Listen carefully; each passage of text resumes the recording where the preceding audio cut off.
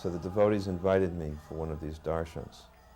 And at one of the darshans, I asked Prabhupada, it was Gargamuni had requested Prabhupada to sing the Chintamani prayers, which Prabhupada had done very beautifully. And afterwards, he asked if anyone had any questions, so I raised my hand. And at the time, the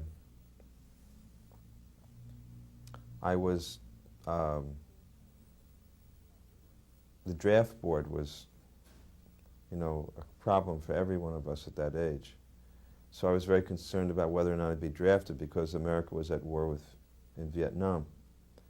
And so I asked Prabhupada to describe what the spiritual world was like.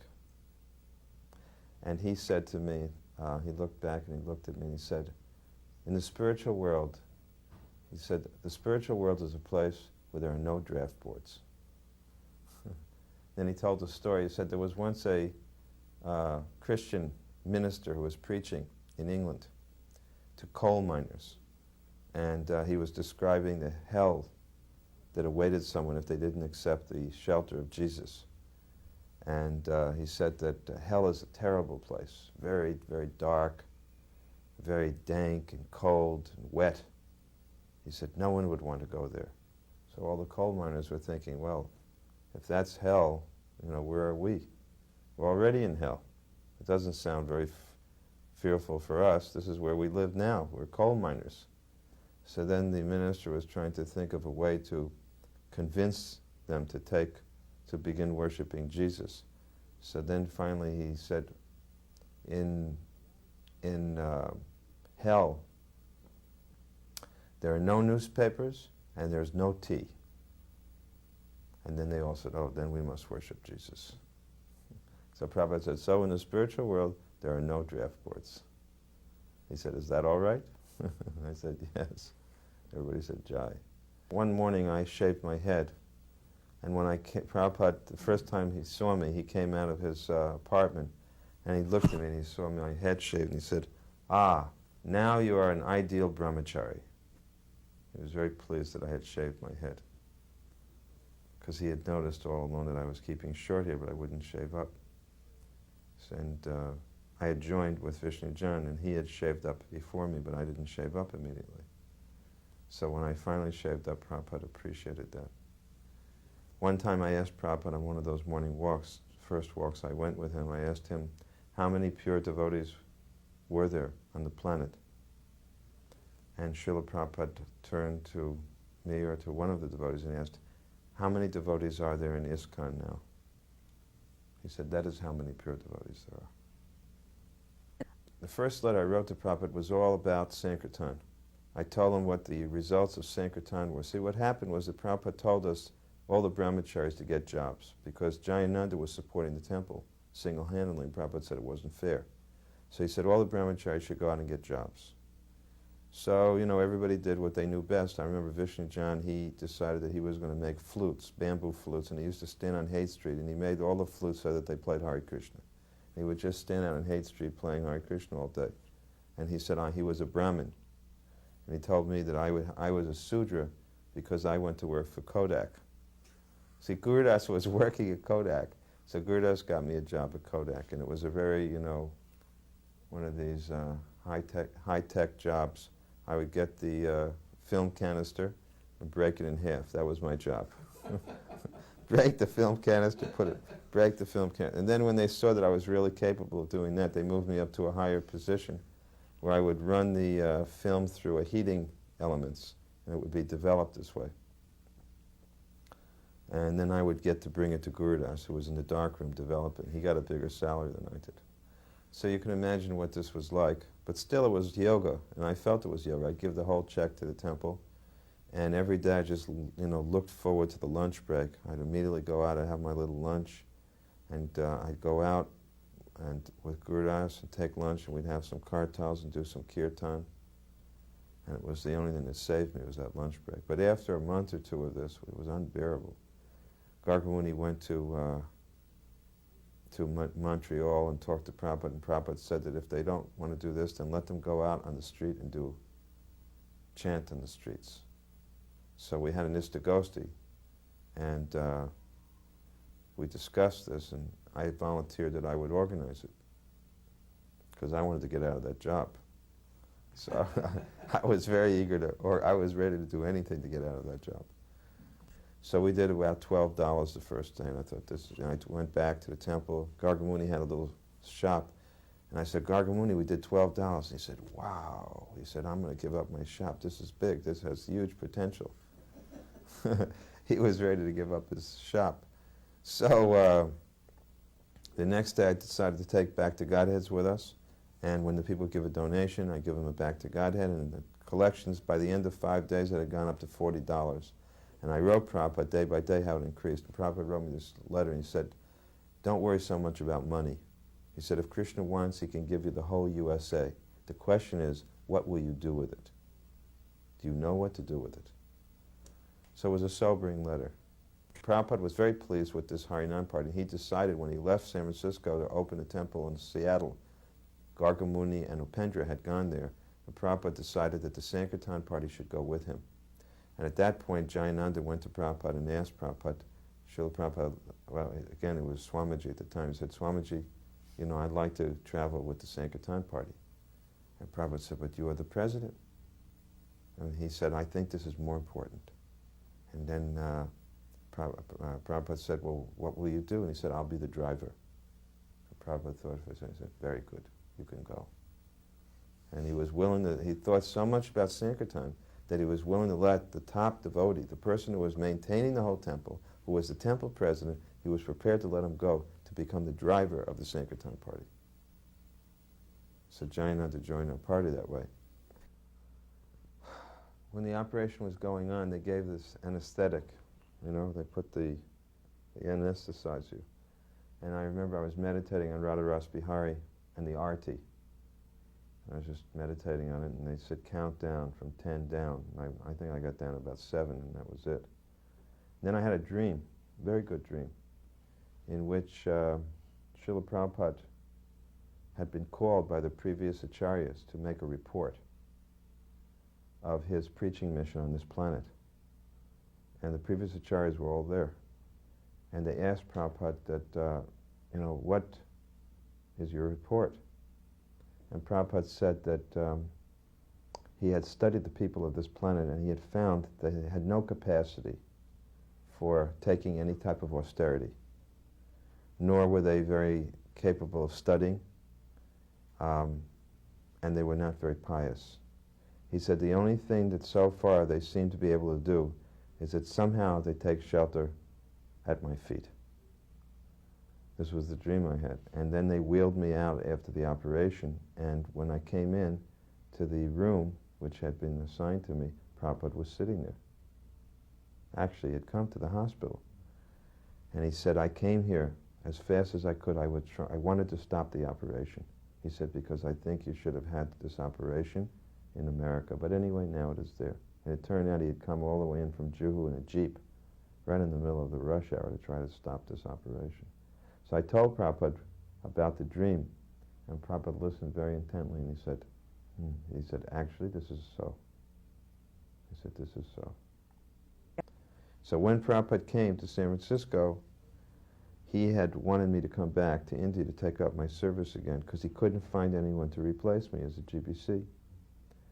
And so when Prabhupada was there, as soon as we got in the car, we picked him up, Prabhupada started talking about Hare Krishna land and India.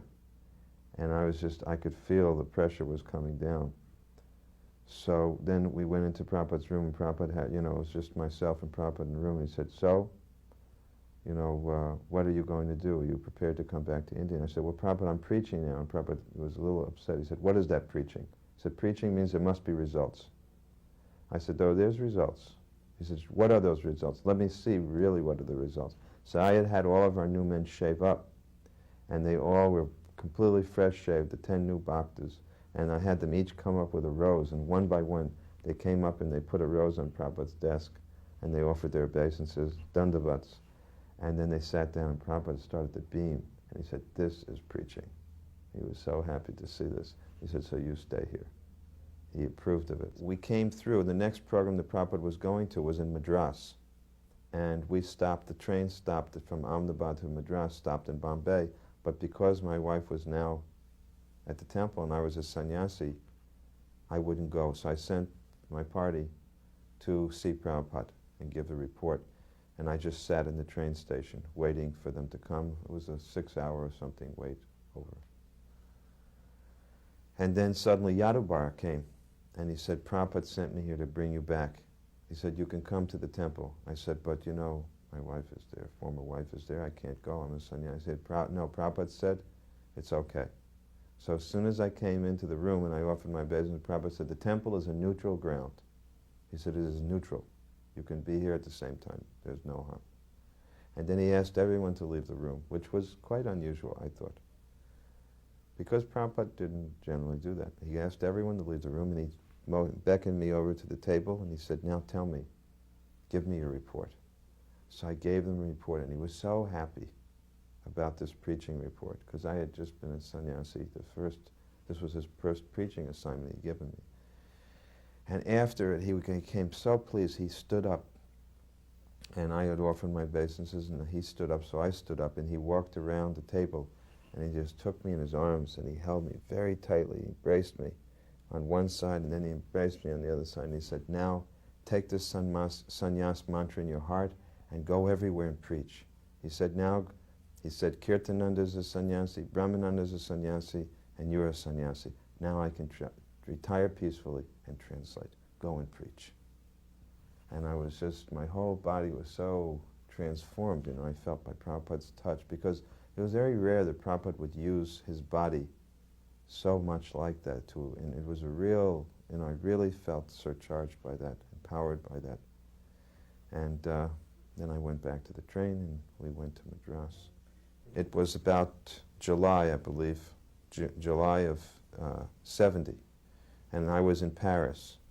Prabhupada had sent me to Europe to organize our temples in London and Paris and Hamburg. At that time there was no GBC.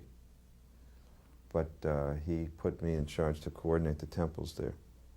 So I was in Paris and I suddenly got a telegram. Your letter, 26th July. Come Los Angeles immediately. I was on a plane that same day. And I just detached myself and I got on a plane and went to Los Angeles. So that was quite a time, because it was the time of, our forced sannyasis in our society there was some difficulty in their understanding of how the movement was to be run. So Prabhupada was very, very disturbed, because he had detected that there had been some poison which had come in terms of belittling his position, which had come from some of his godbrothers in India. So I came in the evening, and then the next morning Prabhupada called me, having heard I'd come, and he called me and he was very grave. And he looked very shriveled almost. And he looked up to me, and he just had a little spotlight on his table, desk lamp. He looked up and he said, have they told you? And I said, yes, Prabhupada. He said, can you take me out of here? I said, yes, Prabhupada. He said, where will you take me? So I thought, and I said, well, I could take you to Florida. I said, it's not far enough. I said, I could take you to Europe. He said, the poison has spread there as well. Then I said, then where do you want to go? I said, I want to go to India. I think that Prabhupada had the ability to accomplish many, many purposes by each one of his actions. Later on, Prabhupada told me in 1977, he said, Prabhupada was laying in his bed in Krishna Balaram Temple, and we were reminiscing.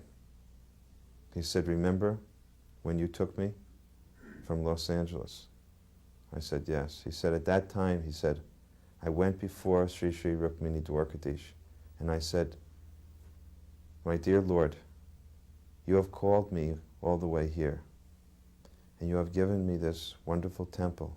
Now why are you sending me away? Prabhupada said, I couldn't understand why the Lord was sending me out.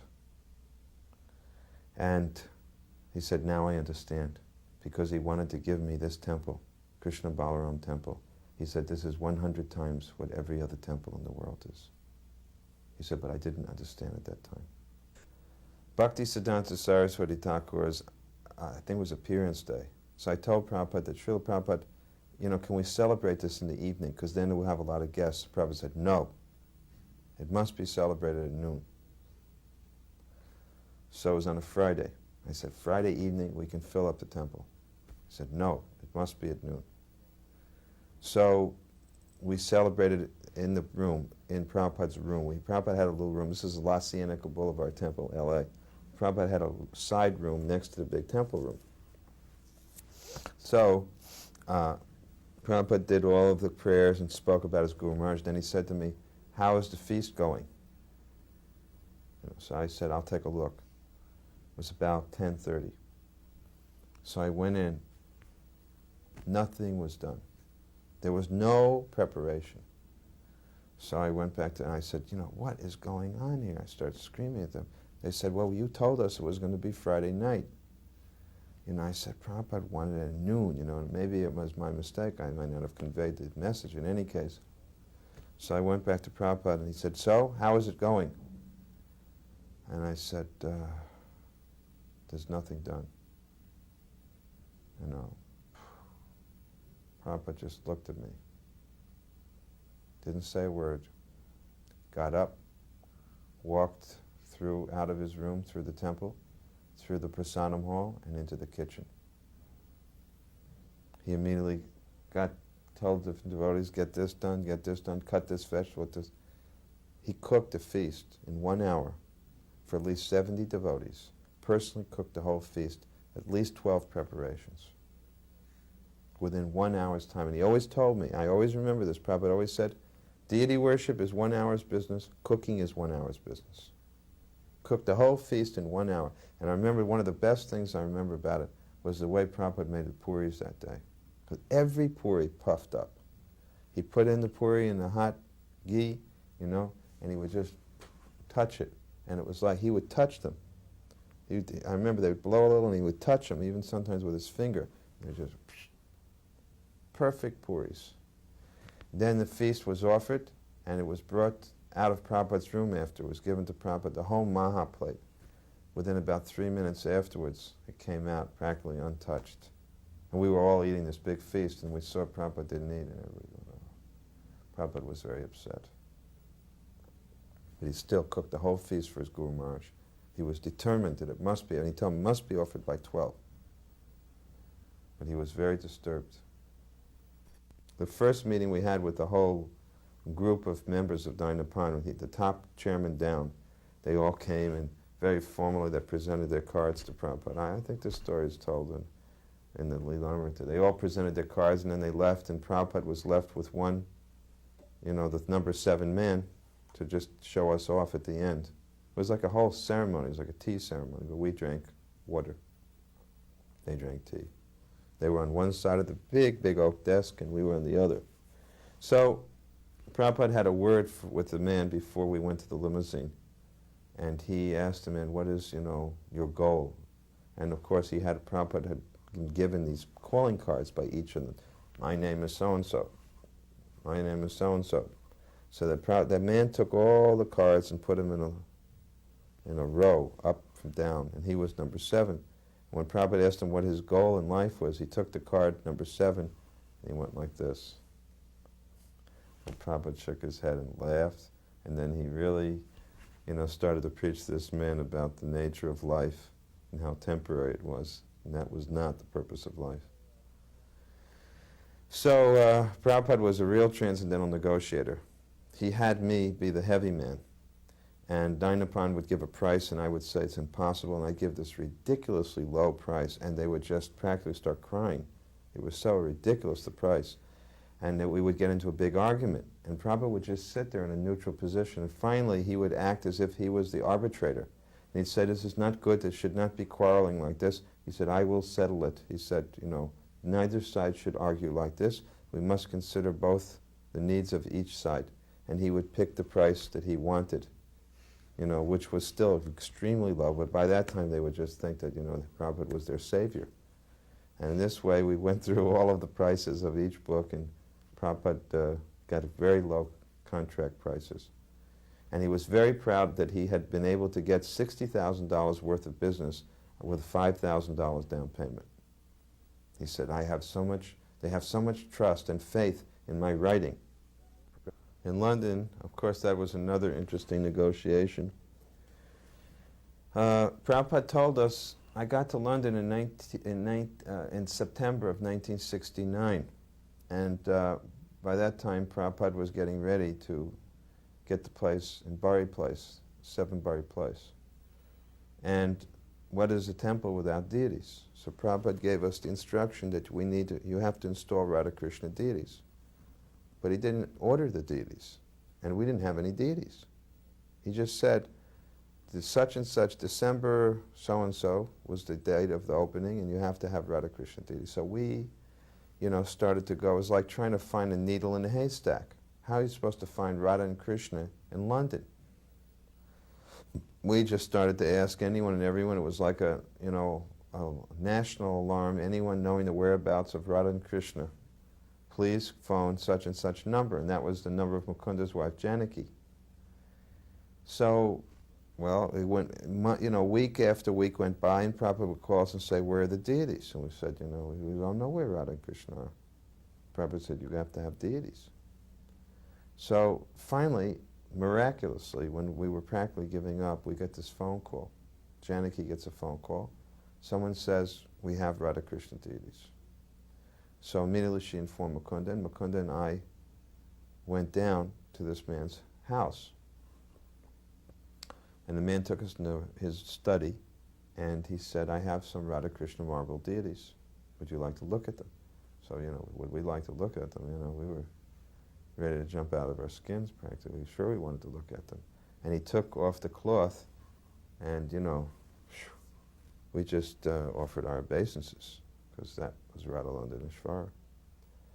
So we said, they're beautiful. They're so beautiful. I mean, they were beautiful. And he said, well, I'm considering that I may be willing to give them to your temple.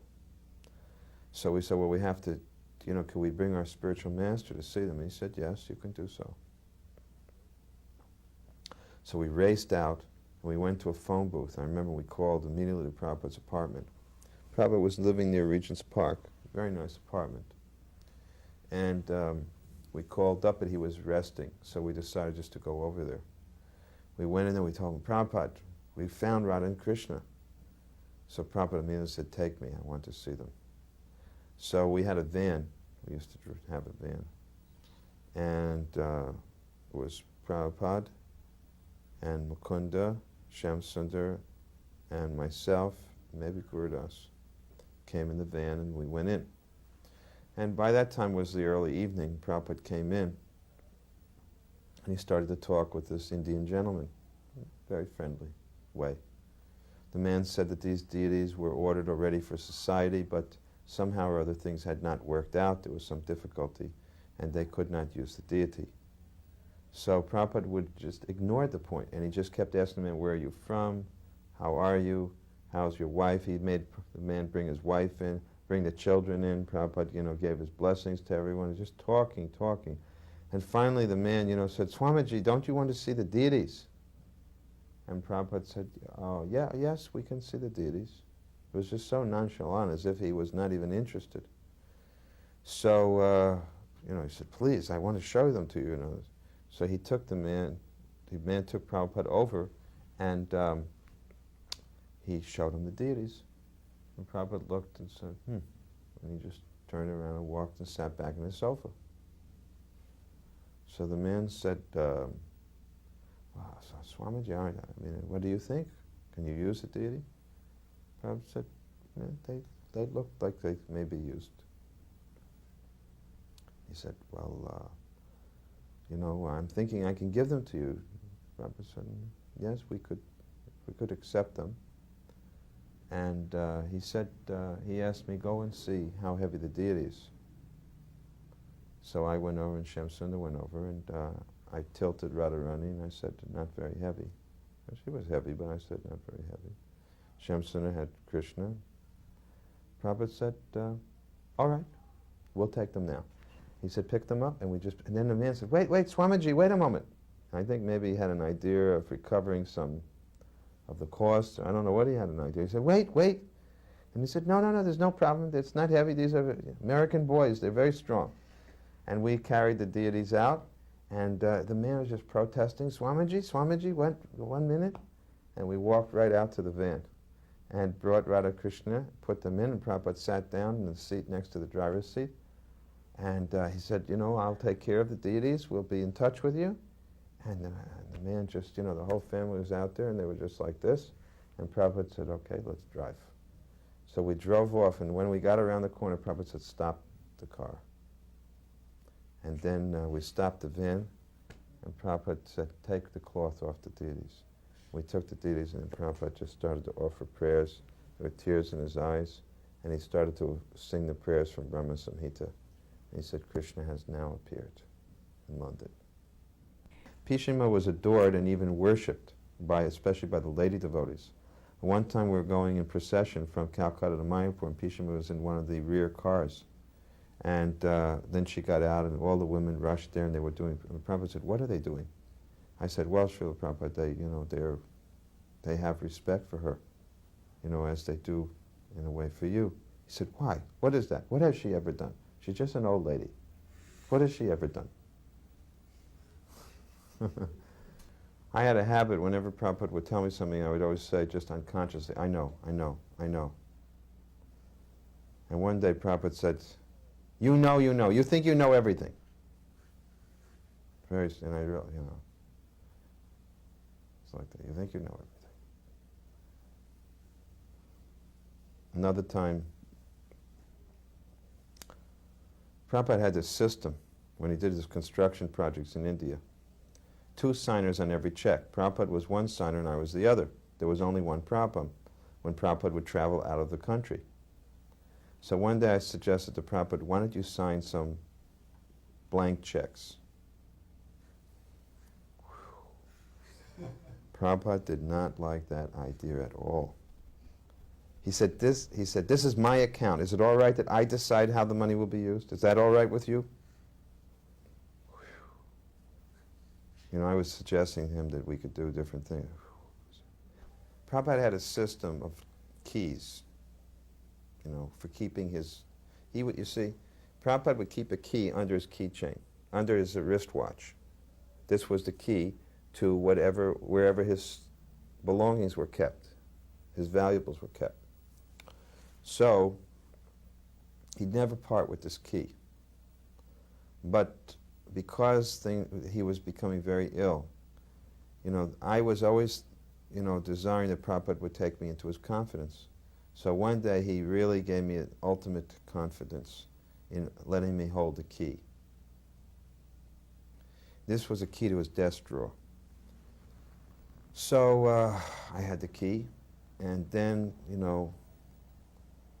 naturally, what would I do but lose the key?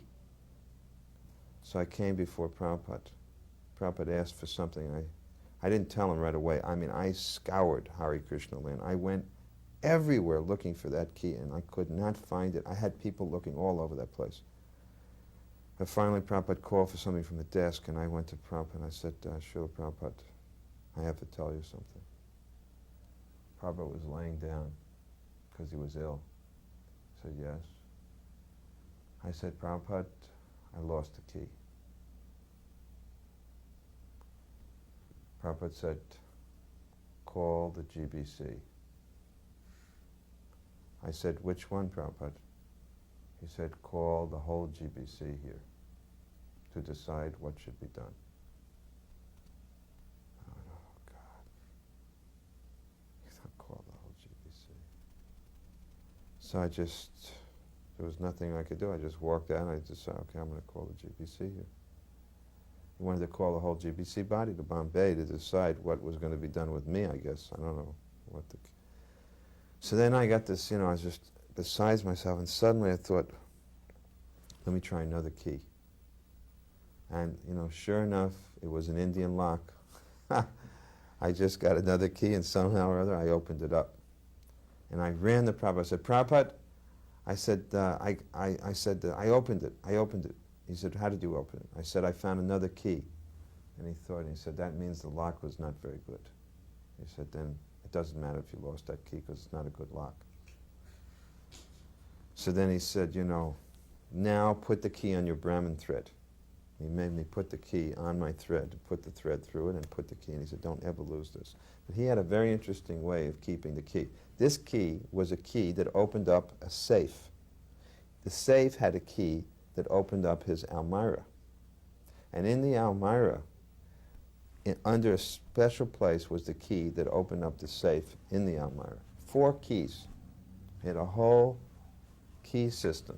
One key led to another key that led to another key that finally led to the key that opened up the safe. Prabhupada had a lot of systems. Another thing he had me do is that every key had to be labeled, and there had to be a log of all the keys, an index of all the keys. And not only was there an index of every key, there was an index of every item in every Almirah. He wanted everything systematized. This was an Indian system. Just like you go to India, every seat, every desk, you know, is gazetted, is numbered. This is the Indian government. Prabhupada did certain things, like Prabhupada told me, you have to keep all documents for 7 years. He had many things he learned from the Indian government. He always used to quote about the Indian railways, you know, that said, keep the wheels moving. He said that was a good motto for ISKCON, keep the wheels moving. Prabhupada was in the early days. I was the Mat commander in Los Angeles, La Cienega Temple. Prabhupada called me one day, and he was talking to me, and he asked me to get the Bhagavatam. He had the Bhagavatam, his original Bhagavatam. And he said the cover, you know, was a spiritual sky. And he said, you see this spiritual sky? It's very big. He said, you cannot fathom how big this is. He said, in this, the spiritual sky, 3/4 is the spiritual sky, 1/4 is the material creation. That material creation has innumerable universes. You know, one universe is so big the scientists can't measure it. And we're on one planet in one of those universes out of innumerable universes which are constituting 1/4 of the creation. So on this one planet, Earth, you know, it's one of the smaller planets in this universe. He said there are 7 continents, and on one of the continents, North America, there is a great city called Los Angeles. And in that Los Angeles city, there's a long boulevard called La Cienega. And on that La Cienega boulevard, there is one church building, which is now a Hare Krishna temple. And in that one Hare Krishna temple, there is one temple commander, and he thinks that he is very important. And I was, you know, I felt so small. Prabhupada said he thinks that he is very important. There is one Tamal Krishna, and he thinks that he is very important. I don't remember what it was that I did, but there was some foolish thing I did. And Prabhupada looked at me, you know. There was something about, I had forgotten something. And so I said, Prabhupada, I just can't remember. He said, yes, you cannot remember. He said, because there is nothing inside there to be able to remember with. He said, simply 0. Just 0. Whew. I thought, this is the final thing. After all these years, there's nothing in there, you know. I said, oh, boy. Heavy chastisement. When we got to Rishikesh, Prabhupada was ill. And we were staying in this house, Ganga Darshan, very nice house, right overlooking the Ganga. Prabhupada had been lured there by Navayogendra Swami, who told him, if you drink water, I think it was he who lured, if you drink water there, you'll get back your health. So as soon as we got there, Prabhupada told me, bring Ganga Jal. And I immediately put on my gumption, I dove off the 2nd story of the building, because it was overlooking the Ganga, and I dove into the Ganga from the 2nd floor. Prabhupada was getting his massage, and I went out with a lota and came back, swam back with the lota, brought it up, and Prabhupada right in the middle of the, you know, and he was not eating well at this time. It was the last months. He immediately took a full, you know, glass of water, and a big belch came out afterwards, and Prabhupada said, accept it. And he smiled, and he was very pleased with that. I was standing there dripping wet, and he accepted. So then he immediately ordered, go out and get kachoris.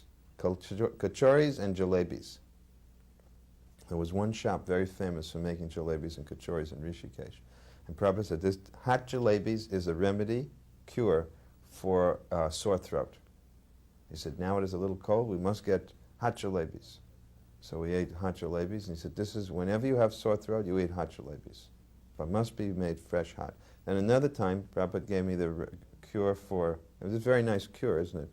Jalebis, if they're made nicely, are so tasty, and that's how you get better. Another cure he gave me was when you have dysentery. Hot puris and salt. The puris must be cooked in ghee. They must be right off the fire with salt. And sure enough, I had this dysentery. I took hot puris and salt, immediately cured, like a cork. His son was there, Vrindavan Chandra, and Vrindavan Chandra and myself were with Prabhupada. And Prabhupada started to remember his grihastha life. And then he started to say, he said, actually, he said, my wife was your mother. He said, your mother, he was telling his son, your mother was very good, very chaste, very devoted. He said, one could not ask for a better wife. He said, it was I. He said, I was not very easy. And he started to cry. He said, she was so good. And it was like he exhibited all of these apparently human qualities, and as a sannyasi. And he said, I should not say this. He said, I should not say it. But I could see it was just a way of healing any possible feeling which that his son might have had towards him for having left the family and taken sannyas. And it wasn't acting, but he was very soft. His heart was so soft. I liked moments like this where, there were very extraordinary moments where it's so different than what normally Prabhupada showed in his official position. But they were so special and charming. About book distribution, Prabhupada said, big books are more important than softbacks. He said, hardback is more important than softback. He was very firm about this point. Give out big books. He wanted more big books distributed. He always said that. And he really liked the Radha Damodar party. He said the main thing he liked about the Radha Damodar party, he said, you have understood a very important point, that in the Kali Yuga, people don't come to the temple. You have to bring the temple to the people. That this was the whole idea about book distribution. Go out to the people. Prabhupada said very clearly that any way that they can come into contact with these books, he said even they just touch it. He said even if they look at a picture, if they touch the book, he said they begin their devotional life. Therefore, he told the book distributors, put the book in their hands. He said if they just touch the book, never mind even read, if they touch the book, it has so much power. One time Prabhupada would tell me, another thing he didn't like is that I would fall asleep sometimes. As soon as I get in the car, I'd fall asleep. So we were riding in the car, in the back seat, I was sitting next to Prabhupada. And I was just like this. So Prabhupada said, you are sleeping. So I said, no, Srila Prabhupada, I'm not sleeping. He said, you were sleeping. I said, I don't think I was sleeping. He said, I said you were sleeping, you were sleeping. He said, chant Hare Krishna. So I started to chant, and Prabhupada was chanting japa very quietly, and I was going, Hare Krishna, Krishna Krishna, Hare Hare Hare. And then when you how you catch yourself when you stop? Then I looked at Prabhupada, just chanting. Another time, Upendra was sleeping in the front seat. He was going like this. So Prabhupada leaned over, and he very gently caught Upendra's sika from behind. So when Upendra went like this, the sika yanked. Upendra turned around. He thought I had done it. He was very angry, But it was Prabhupada had caught his sika. So Prabhupada had a very big appetite. He really relished prasadam. And he would take at least 45, 50 minutes to take prasadam. And he would eat alone. And he would chew and chew with his eyes closed. Chewing, chewing, chewing. And just really relishing prasad. When we went to India, of course, we got to eat with Prabhupada regularly because we would be invited. Prabhupada said, this is preaching. He said, we make members by eating. He said, very good preaching. Because in Surat, when we went to Surat in Gujarat, he made a condition that he would only take prasadam if the person would become the life member. So we got 30 days invitation. He made 30 members. He said, this is preaching. And all the devotees would sit together. Prabhupada would be at the head on their little chonkies, and we would all sit and take prasad. So it was very nice. We got trained to take prasadam with Prabhupada.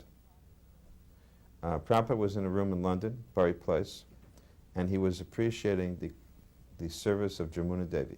Prabhupada glorified Jamuna Devi unlimitedly for her qualities and her devotion.